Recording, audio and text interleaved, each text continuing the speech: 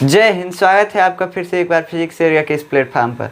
तो हम class 10th का बायोलॉजी पढ़ रहे हैं, जिसके चैप्टर का नाम है जीव जनन कैसे करते हैं, हाउ डू ऑर्गेनिज्म रिप्रोड्यूस। तो आज हम इसे देखेंगे। हम पिछले लेक्चर में अलैंगिक जनन को ख़त्म कर दिए थे, अब आज हमको लैंगिक जनन के बारे में देखना है।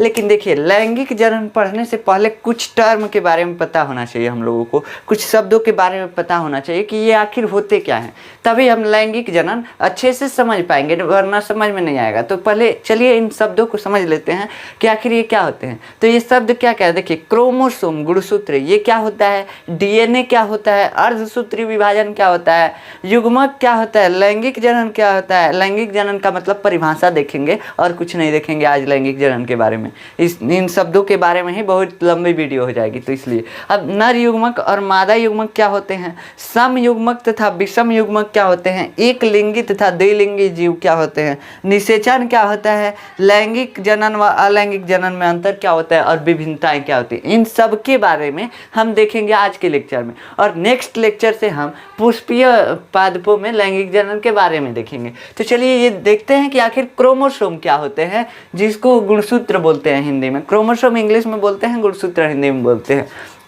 तो देखिए, क्रोमोसोम जो होता है ये कहाँ होता है। आप मान लीजिए ना कि हम आपका एगो कोशिका नोच के यहाँ ले लिए हैं, समझ रहे हैं, मतलब एगो कोशिका। हम सब जो हैं, सारे जीव जो हैं, सारे जीव जंतु किससे बने हुए हैं, कोशिकाओं से बने हुए हैं। तो उसमें से एक कोशिका किसी जीव में से, मान लीजिए कि आपके में से हम नोच के यहाँ पे दिखा रहे हैं, समझ रहे हैं ना। तो एक कोशिका है। अब कोशिका में क्या क्या होता है, आप क्लास 9th में पढ़े होंगे कि कोशिका में होता है माइटोकॉन्ड्रिया, सेंट्रोसोम, गोल्गी का, ये सब होता है। और उसके बाद एक होता है कोशिका में केंद्रक। क्या होता है, केंद्रक होता है कोशिका में, ठीक। तो ये कोशिका इसी संरचना का होता है, ये वो बॉल टाइप का स्ट्रक्चर होता है, गोल, उसमें द्रव्य कुछ भरा होता है, उस द्रव्य में कुछ कोशिकांग तैरते होते हैं। कोशिकांग क्या होता है, माइटोकॉन्ड्रिया, गोल्गी का, ये सब है। तो उसके बाद बीच में एगो न्यूक्लियस होता है। तो न्यूक्लियस जो होता है, न्यूक्लियस क्या करता है, न्यूक्लियस आज तक आप पढ़े होंगे कि बस कोशिका को क्या करता है, कंट्रोल करता है। जैसे हमारा ब्रेन है, हमारा भेजा है, हमारे पूरे शरीर को कंट्रोल कर रहा है, तो उसी तरह कोशिका को कौन कंट्रोल करेगा, इसका न्यूक्लियस कंट्रोल करता है, केंद्रक कंट्रोल करता है। तो केंद्रक कोशिका को कंट्रोल करता है। लेकिन ये हमारे जनन में काम आने वाला है। केंद्रक क्या करेगा, केंद्रक में ना, जब कोशिका को तो देख नहीं सकते हैं, तो कोशिका को जूम करके देखते हैं, एकदम बड़ा बना के देखते हैं, तो हमको ऐसा कुछ कोशिका दिखाई देता है। अब कोशिका में एक केंद्रक हमको दिखाई देता है। अब कोशिका को हटा देते हैं, सारा कोशिका हमको हटा देते हैं। अब मान लीजिए कोशिका को फोड़ दिए, उसमें हमको एक केंद्रक मिला, केंद्रक को निकाल लिए, ठीक। केंद्रक भी बॉल टाइप का एक स्ट्रक्चर होता है, गोल का, मतलब गोल ही स्ट्रक्चर होता है, ठीक। तो अब देखेंगे, केंद्रक को फिर से क्या कर दिए, केंद्रक को फिर से फोड़ दिए। अब उसमें देख रहे हैं कि हमको क्रोमोसोम मिल रहा है। आखिर क्या है क्रोमोसोम, देखिए यहाँ पे कोशिका के अंदर क्या मिल रहा था, कुछ द्रव्य था। द्रव्य क्या था, लिक्विड था, तरल था, कुछ पानी टाइप में कुछ था, और कुछ कोशिकांग थे। लेकिन हमको काम है न्यूक्लियस से, इन सब से अभी काम नहीं है, बाद में हम देखेंगे अगर कोशिका चैप्टर पढ़ना होगा तो इस न्यूक्लियस को जब देखिए, न्यूक्लियस को एकदम इसको फोड़ करके देखिए, इसके अंदर देखिए कि इसके अंदर क्या है। तो इसके अंदर हमको न्यूक्लियस के अंदर मिला कुछ द्रव, मिला कुछ द्रव, लिक्विड मिला। मतलब जैसे कोशिका के अंदर कुछ लिक्विड भरा हुआ था, वैसे केंद्रक के अंदर भी कुछ लिक्विड मिला।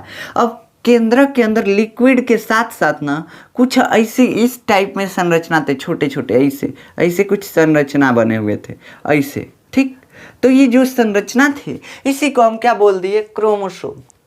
समझ रहे हैं, मतलब केंद्रक में कुछ संरचना मिलते हैं, उन्हीं को हम क्या बोलते हैं, क्रोमोसोम। कुछ स्ट्रक्चर हमको देखने को मिलते हैं, तो उन्हीं को बोलते हैं क्रोमोसोम। इसका आकार कैसा होता है, क्रोमोसोम जो होता है उसका आकार एकदम रॉड शेप का होता है। ये जो मार्कर है ना, इसी शेप का होता है।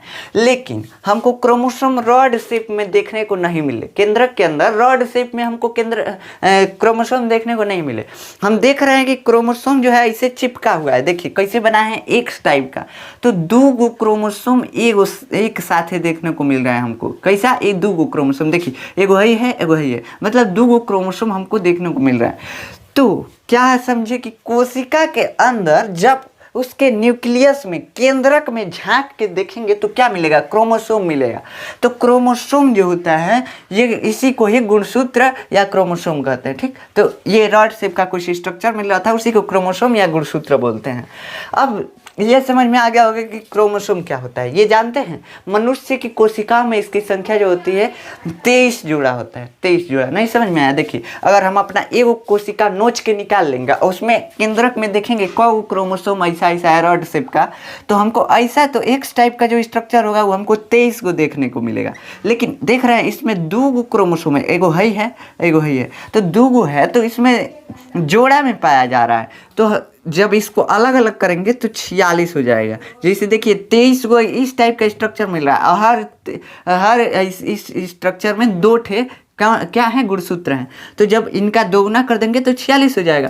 तो मतलब कि मनुष्य के कोशिका में, हमारे कोशिका में कौ गुणसूत्र है? 46 गो, और जोड़ा में बोलेंगे तो 23 गो। अब देखिए डीएनए क्या होता है। देखिए डीएनए क्या होता है? डीएनए कुछ नहीं होता है। क्रोमोसोम जो था ना उसको नकोट के अगर खींचेंगे ना तो क्या होगा? कुछ धागे जैसे संरचना मिलेगा, कुछ धागा जैसा स्ट्रक्चर हमको देखने को मिलेगा, तो उसी को बोलते हैं डीएनए। जब इसको और खींचेंगे तो इस टाइप में मिलेगा, इस टाइप में। मतलब डीएनए का स्ट्रक्चर यही होता है, खूब बढ़िया से समेट के रखा गया, लपेट के रखा गया। समझ रहे हैं? है जो क्रोमोसोम है ना डीएनए है, लेकिन इसको लपेट के रखा गया तो ऐसा स्ट्रक्चर बन गया है। नहीं समझ रहे हैं? तो इसी को बोलते हैं कि डीएनए का मतलब, जैसे देखिए गेटवा पे आपको सजाने वाला आता है टीचर डे का, कैसे लपेट के इतना छोटा में रख दिया होता है, वैसे सेम डीएनए को भी ना खूब बढ़िया लपेट के ऐसे क्रोमोसोम के टाइप का बना दिया है। तो क्रोमोसोम इसको बोल देते हैं। अब क्रोमोसोम को जब नकोट के खींचेंगे तो ऐसे डीएनए निकलेगा धागा जैसा, तो उसी को बोलते हैं डीएनए। तो समझ में आया डीएनए क्या होता है? ये डीएनए आखिर हमारे शरीर में काम क्या करता है? ये डीएनए जो होता है हमारे शरीर में इंफॉर्मेशन को रखता है, इंफॉर्मेशन को एक जगह से दूसरी जगह जनन में ले जाता है। मतलब मान लीजिए कि आपका कैसे पता चला कि आपका मुंह यहाँ होना चाहिए? यहाँ पे बना सकता है ना, और यहाँ पे भी बना सकता है, यहाँ पे भी हथवा को मुंह बना सकता है, और हथवा को पैर भी बना सकता है, और पैर को हाथ, ऐसा हो सकता है ना। अगर कोई बच्चा जो पेट में पल रहा है उसका कहीं पे कोई ऑर्गन बना सकता है। जैसे मान लीजिए मुंह यहाँ पे है, हाथ में यहाँ पे मुंह बना दिया, और कान को जो है नाक बना दिया, ऐसा हो सकता है ना। तो कौन बताता है कि इन्हें मुंह बनाना है, यहाँ पे नाक बनाना है, यहाँ पे हाथ बनाना है? तो जो होता है डीएनए अपने अंदर पूरा इन्फॉर्मेशन रखता है कि इसको कैसे बनाना है। नहीं तो गधा बना देगा, कुछ बना देगा, आदमी को गधा बना देगा। तो यही जो होता है डीएनए, यही काम करता है, पूरे इन्फॉर्मेशन को स्टोर करके रखता है अपने अंदर कि किसको क्या बनाना है, कहाँ कहाँ बनाना है, ये सब इन्फॉर्मेशन अपने अंदर रखता है। तो ये हमारे शरीर में क्या काम करेगा? पूरा इन्फॉर्मेशन रखेगा कि इसका शरीर कैसे बनाना है, कैसे काम कराना है सबको, ये सब इन्फॉर्मेशन ये रखता है। तो ये होता है डीएनए। अब डीएनए क्या हुआ? क्रोमोसोम को जब खींचे तो डीएनए बन गया। अब एक और बात समझ लीजिए, जीन आप नाम सुनते होंगे, जीन्स क्या होते हैं? डीएनए को जब यहाँ से काट देंगे ना तो इतना जो पलटवा है ना भाई, इसको क्या बोलते हैं? इसको बोलते हैं जीन्स। क्या बोलते हैं? जीन्स। तो यही जीन्स जो होते हैं, मेनली जीन ही इंफॉर्मेशन को स्टोर करके रखते हैं। क्या? जीन जो होते हैं वही इंफॉर्मेशन को स्टोर करके रखते हैं कि इसका मतलब पूरा स्ट्रक्चर कैसे बनाना है। हमारा स्ट्रक्चर जो है, हमारा मुंह यहाँ पे हो सकता था यहाँ पे बन जाए, तो जीन जो है यही बताया कि यहाँ मत बनाओ, यहाँ बनाओ, तो यहाँ पे बनाया हमारा मुंह। समझ में आया? तो ये मतलब इंफॉर्मेशन को स्टोर करके रख रहा है। लेकिन देखिए जीन से बना है, कई वो जीन मिल गया है, डीएनए बन गया है। ठीक, अब डीएनए को बटोर दे रहा है, क्रोमोसोम बन गया है। तो हमारा अनुवांशिक पदार्थ इसको बोलते हैं। क्या है? देखिए अनुवांशिक का मतलब होता है ना, अनुवांशिक चैप्टर आगे आने वाला है, उसमें डिटेल से पढ़ेंगे कि अनुवांशिक क्या होता है। बस इतना समझिए ना कि खानदानी गुण को लाने को क्या बोलते हैं? अनुवांशिकता बोलते हैं, खानदानी गुण। जैसे अब ये नहीं कि पूरा मतलब हमारा पिछला खानदान, ऐसे कुछ नहीं, पूरा मनुष्य जाति का खानदान को बोल रहे हैं। मतलब कि अगर आदमी है तो आदमी का स्ट्रक्चर जैसा होता है, दूसरे आदमी का भी स्ट्रक्चर वैसा ही होगा। ये सब अनुवांशिक पदार्थ यही होता है। तो यही मतलब अनुवांशिक पदार्थ इसको क्या बोल रहे हैं? कैसे कि पूरा इन्फॉर्मेशन अपने अंदर रख रहा है कि इसको कैसे बनाना है। तो ये पूरा मनुष्य के प्रजाति का क्या कर रहा है, इंफॉर्मेशन ला रहा है। तो मनुष्य के प्रजाति का, पिछली प्रजाति का इंफॉर्मेशन लाना ही अनुवांशिकता कहलाता है। तो यही अनुवांशिकता इसमें दर्शा रहा है ये, तो इसीलिए बोल रहे हैं कि ये अनुवांशिक पदार्थ है। तो ये मतलब इंफॉर्मेशन को एक जगह से दूसरे जगह तक ले जाता है। तो समझ में आ गया क्या होता है। अब इसमें से कब वो दे देगा कि इनमें से कौन सा अनुवांशिक पदार्थ है, तो आप अगर ऑप्शन में होगा जीन तो जीन मार दीजिएगा, अगर डीएनए होगा डीएनए भी अनुवांशिक पदार्थ है, कैसे कि जीन से मिलके तो डीएनए बना है। और अगर क्रोमोसोम दिया होगा तो क्रोमोसोम मार दीजिएगा, कैसे कि डीएनए से मिलके क्रोमोसोम बना है। तो कुछ तीनों में कुछ दिया रहेगा, मार दीजिएगा अगर अनुवांशिक पदार्थ पूछेगा तो। ठीक, अब देखिए अर्धसूत्री विभाजन क्या होता है। अर्धसूत्री विभाजन क्या होता है जानते हैं? ये अर्धसूत्री विभाजन कहाँ से आया है? कोशिका विभाजित होती है हमारे शरीर में। अब मान लीजिए कोशिका का संख्या बढ़े ही ना, हम बड़े कैसे होंगे, हमारा विकास कैसे होगा, हम इतनी चुकी रह जाएंगे। तो समझ रहे हैं, इसके लिए कोशिका दो भागों में या कई भागों में, मतलब अपना कई गो बनाती है कोशिका अलग, तो उसी को बोलते हैं कोशिका विभाजन। विभाजित होके, विभाजन क्या होता है, अगर मान लीजिए हम एगो है ना और दो गो बन गए, हम विभाजित हो गए। मान लीजिए हम यहाँ पे आपको दिख रहे हैं, एगो और ही हम दिखने लगे, तो विभाजित हो गए, दो भागों में बट गए, तो उसको क्या बोल देंगे, कोशिका विभाजन। तो यही होता है कोशिका विभाजन। मतलब कि जब कोशिकाएं बट जाती हैं, विभाजित हो जाती हैं, तो क्या बोलते हैं, कोशिका विभाजन। तो एक कोशिका से दो कोशिका का बनना विभाजन कहलाता है, कोशिका विभाजन। तो देखिए इसमें अर्धसूत्री विभाजन होता है, एक समसूत्री विभाजन होता है, एक असूत्री विभाजन होता है। लेकिन हमको समझना है इस चैप्टर को पढ़ने के लिए बस अर्धसूत्री विभाजन। तो अर्धसूत्री विभाजन पढ़ते हैं। अर्धसूत्री विभाजन क्या होता है, आप देखिए, आप अभी पढ़े हैं कि एक कोशिका में कितना क्रोमोसोम होता है। एक कोशिका में 46 क्रोमोसोम होता है। कितना क्रोमोसोम, 46 क्रोमोसोम होता है ना, 46 क्रोमोसोम। ठीक, अब एक और कोशिका है, इसमें से भी 46 क्रोमोसोम। ठीक, तो 46 क्रोमोसोम। अब इससे दो कोशिका बना, तो इसमें जब 23 क्रोमोसोम, यहाँ एक और ही बन गया 23 क्रोमोसोम। ठीक, मतलब 23 क्रोमोसोम का दो कोशिका बन गया। तो ये क्या हो गया, अर्धसूत्री विभाजन। क्या हो गया, अर्धसूत्री विभाजन।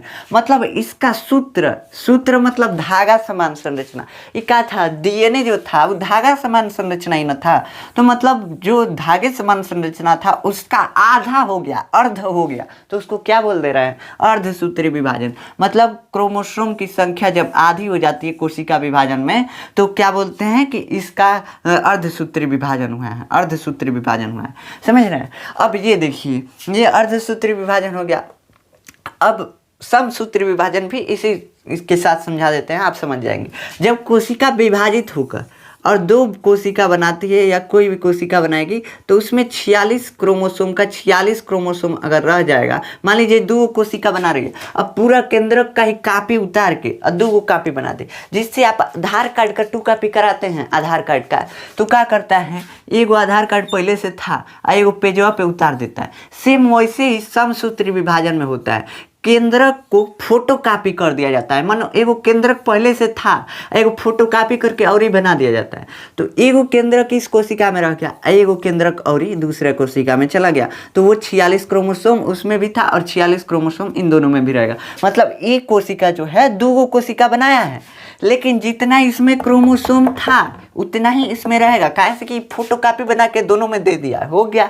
ठीक, अर्धसूत्री में क्या हो रहा है, क्रोमोसोम की संख्या आधी हो जा रही है, क्रोमोसोम आधा बांट दे रहा है इसको। अगर इसमें आधा बांट दे रहा है तो ये अर्धसूत्री विभाजन, और इसमें क्या हो रहा है, दोनों में बराबर दे रहा है, तो समसूत्री विभाजन। तो यही होता है अर्धसूत्री विभाजन। अर्धसूत्री विभाजन आपको बस समझना है, समसूत्री विभाजन आपके चैप्टर में नहीं है, लेकिन फिर भी हम बता दें। अब देखिए, अब युग्मक क्या होता है, जो अर्धसूत्री विभाजन से कोशिका बनता है ना, उसी को बस बोल देते हैं युग्मक। देखिए, हई कोशिका जो है दो भाग में बटी है, तो इसमें कितना था, 46 को क्रोमोसोम था, इसमें बन गया 23, इसमें बन गया 23। ठीक, तो ये जो 23 क्रोमोसोम वाला है ना, इसी को बोल दे रहे हैं क्या, युग्मक। क्या बोल दे रहे हैं, युग्मक। क्या बोल दे रहे हैं, युग्मक। मतलब जब कोशिका विभाजन अर्धसूत्री विभाजन द्वारा होगा, मतलब कोशिका की संख्या, कोशिका अब देखिए कोशिका विभाजन नहीं समझ में आ रहा है। देखिए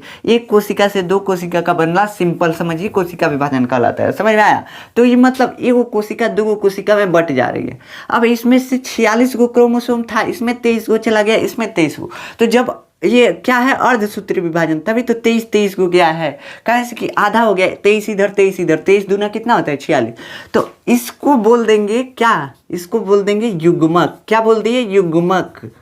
इसी को बोल देते हैं युग्मक, या इंग्लिश में बोलते हैं गैमेट। यही दोनों कोशिका जो है युग्मक कहलाएंगे। क्या कहलाएंगे? युग्मक। देखिए अर्धसूत्री विभाजन द्वारा जब कोशिका का विभाजन होता है ना, तो वो नया कोशिका जो बनता है उसी को बोल देते हैं युग्मक। क्या बोल दिए? युग्मक। अब देखिए लैंगिक जनन आखिर होता क्या है?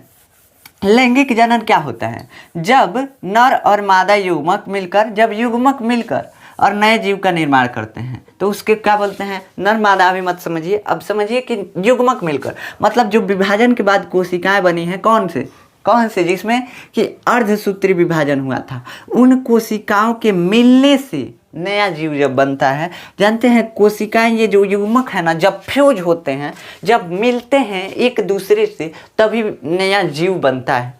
तो वही होता है क्या?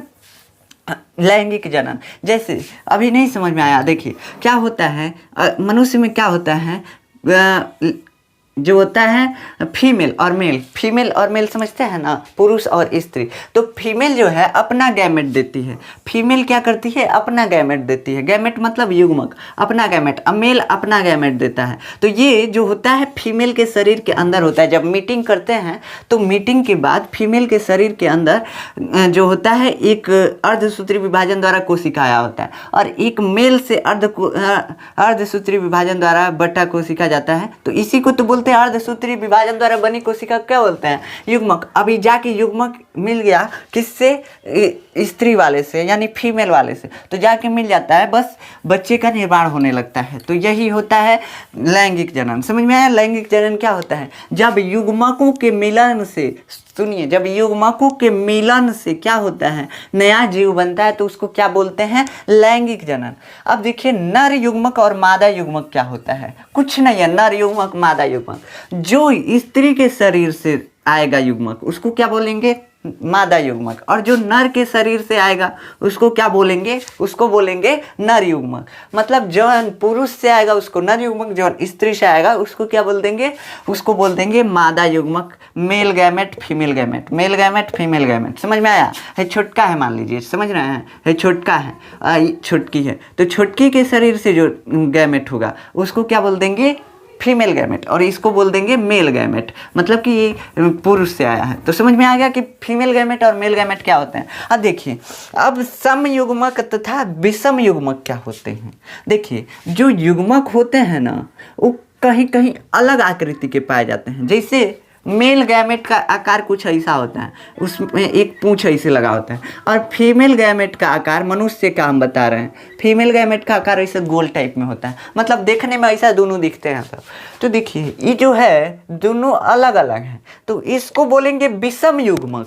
क्या बोलेंगे? विषम युग्मक। ये दोनों जो हैं एक दूसरे से तन को मिल रहे हैं, मिल नहीं न रहे हैं, तो इसको क्या बोल रहेंगे?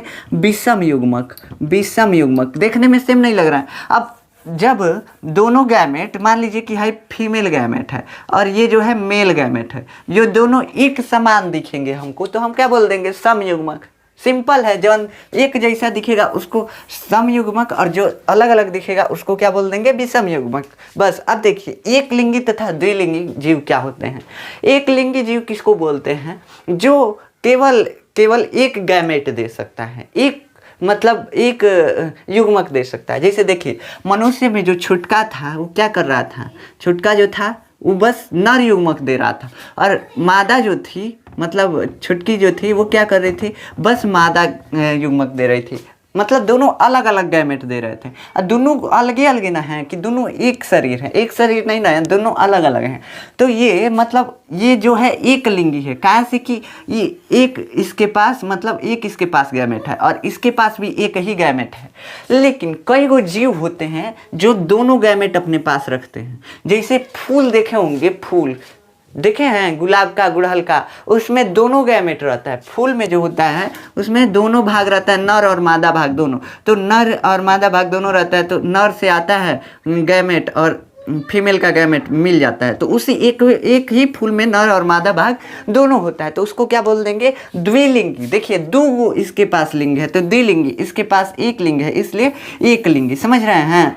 इसको बोलते हैं यूनिसेक्सुअल और इसको बोलते हैं बाइसेक्सुअल। किसको? द्विलिंगी को बाइसेक्सुअल और एक लिंगी को क्या? यूनिसेक्सुअल। समझ रहे हैं? इंग्लिश में बोलते हैं। निषेचन क्या होता है? जब देखिए ये जो मादा युग्मक है और ये नर युग्मक है, मान लीजिए मनुष्य का है, ठीक, मनुष्य का नर युग्मक और मादा युग्मक, समझ में आएगा आगे पढ़ेंगे तो। देखिए ये जो मादा युग्मक है और नर युग्मक है मिलेंगे ना, मिलेंगे तभी तो नया जीव बन रहा है। तो मिल रहे हैं जब, तो जब ऐसे आके मान लीजिए आके फिर से मिल गया, क्या हो गया? मिल गया इससे। तो जैसे मिल गया ना, जैसे मिला ना, तो इसको क्या बोल देंगे? निषेचन। फर्टिलाइजेशन, क्या बोल दिए? फर्टिलाइजेशन। इंग्लिश में क्या बोलते हैं? फर्टिलाइजेशन। और ऐसे हिंदी में बोलते हैं निषेचन। मतलब जब मेल गैमेट और फीमेल गैमेट यानी नर युग्मक और मादा युग्मक मिलते हैं तो उसको क्या बोलते हैं? निषेचन बोलते हैं, फर्टिलाइजेशन बोलते हैं। समझ में आया? तो ये जो फर्टिलाइजेशन होता है ये दो प्रकार का होता है। कहीं इसको दो भाग में बना दिए।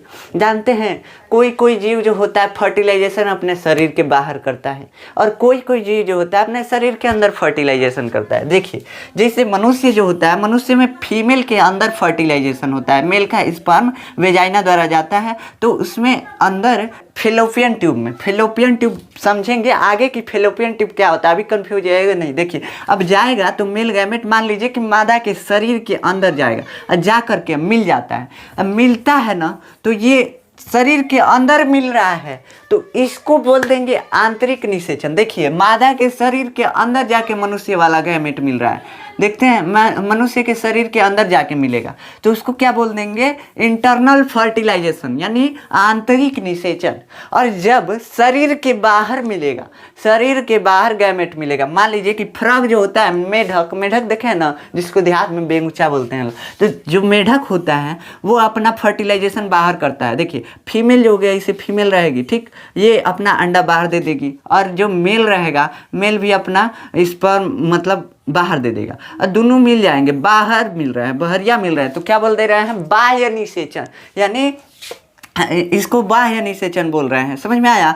मतलब कि बाहर मिल रहे हैं तो इसको बाह्य निषेचन। और जो अंदर मिल रहे हैं, शरीर के अंदर जब मिल रहा है युग्मक तो क्या बोल दे रहे हैं? आंतरिक निषेचन, इंटरनल फर्टिलाइजेशन। देखिए लैंगिक जनन व अलैंगिक जनन में क्या अंतर होता है? लैंगिक जनन जो होता है इसमें युग्मक का निर्माण हो रहा है, अर्धसूत्री विभाजन हो रहा था तो युग्मक बन रहा था। युग्मक क्या था? एक कोशिका ही था, बस अर्धसूत्री विभाजन के द्वारा बन रहा है इसलिए उसको युग्मक बोल रहे हैं। अब कहीं हम आपको अलैंगिक जनन अब तक पढ़ाए हैं, बर्डिंग ओबेरा विखंडन, बीजाणु जनन, इसमें कहीं युग्मक बताए हैं का? युग्मक नहीं बनता है। मतलब अलैंगिक जनन में युग्मक का निर्माण नहीं होता, अर्धसूत्री विभाजन ही नहीं होता है।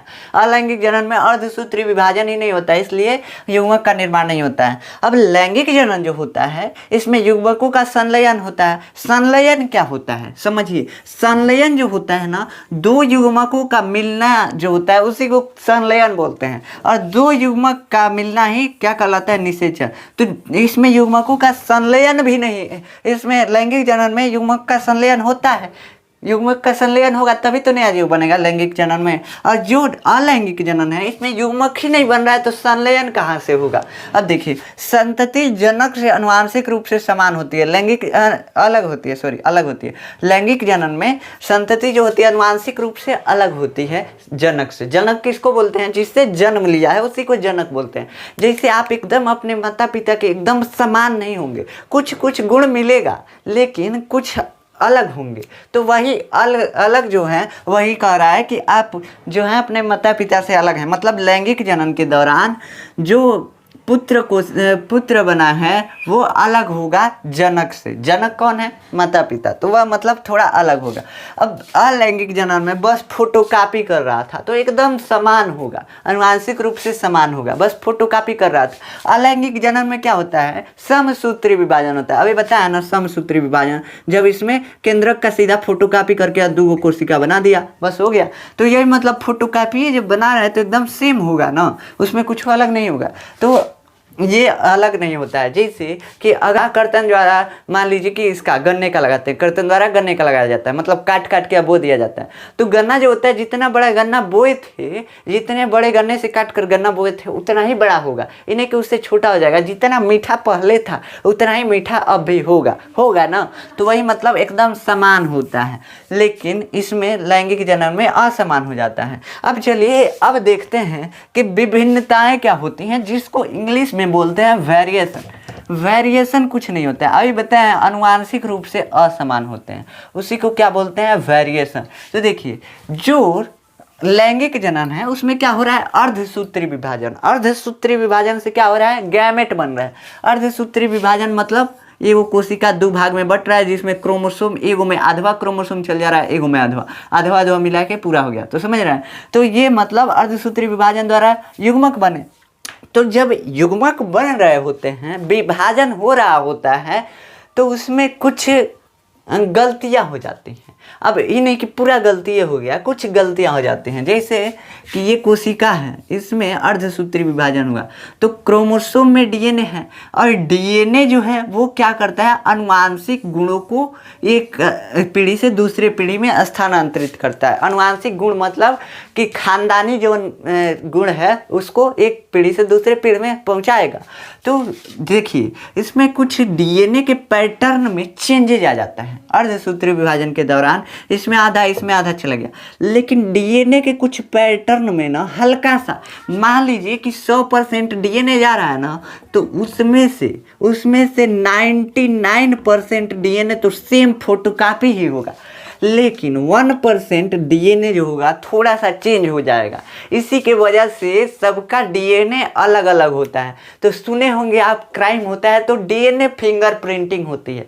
डीएनए फिंगरप्रिंटिंग क्या होती है, डीएनए से पता किया जाता है कि इस व्यक्ति ने क्राइम किया है, इस व्यक्ति ने क्राइम किया है या नहीं। तो इसी को बोलते हैं डीएनए फिंगरप्रिंटिंग, मतलब डीएनए से चेक किया जाता है। हमारा डीएनए अलग होगा, कुछ अलग होगा, आपका डीएनए कुछ अलग होगा, लेकिन ज़्यादातर डीएनए का जो जितना पार्ट है ना उतना ज़्यादातर आपसे मिलेगा। देखिए ये मान लीजिए कि ये डीएनए है, ठीक, ये डीएनए है, तो इतना पार्ट, ये नीचे वाला इतना पार्ट तो आपसे मिलेगा, लेकिन हित्ती चुकी जो पार्ट है ना ये थोड़ा हमारे में अलग होगा।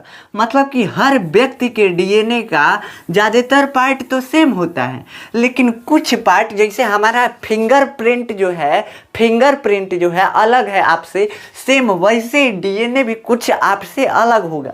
तो मतलब कि डीएनए फिंगरप्रिंटिंग होती है तो उसमें अलग अलग हो जाता है।